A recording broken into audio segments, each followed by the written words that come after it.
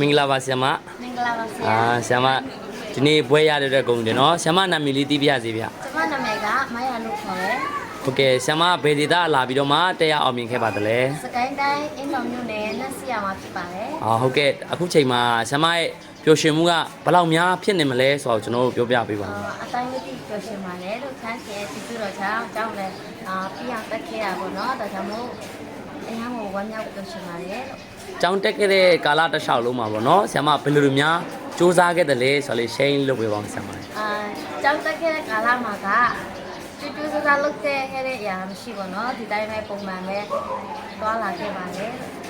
ဟုတ်ကဲ့ပါအမတ်တရအများရှိတယ်ဆိုရင်ဆရာမတစ်ခုလောက်ပြောပြပေးနိုင်မလား အမတရားတွေကအများကြီးရှိရပါတော့ဒါပေမဲ့အဲ့လိုအများကြီးထဲမှာတစ်ခုကတော့ကျောင်းဆက်ရောက်ချင်ပါတော့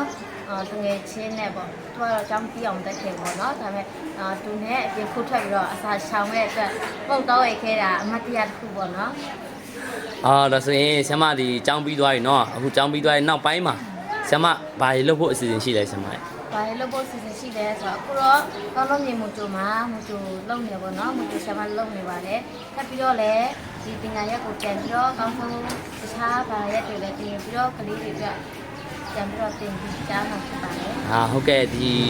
နောက်ဆုံးမင်းကုန်းနေเนาะဆရာမဒီ MRPS ဒီကျောင်းသားကျောင်းသူတွေကိုအမှားစကားတစ်ခုလောက်ပြောခဲ့ပေးနိုင်မလားဆရာမ နောက်တစ်ခါကျရင် အမှားစကားတစ်ခုလောက်ပြောခဲ့ပေးနိုင်မလား အမကသူကတော့ကျောင်းပြီးဆုံးနိုင်အောင်တက်ရောက်နိုင်တဲ့သူပဲဖြစ်ကြပါစေ။ဒါကျင်တဲ့ဒီပေါ်လာတဲ့တက်တာဖြစ်ပါစေ ဟုတ်ကဲ့ကျေးဇူးအများကြီးတင်ပါတယ်ဆရာမ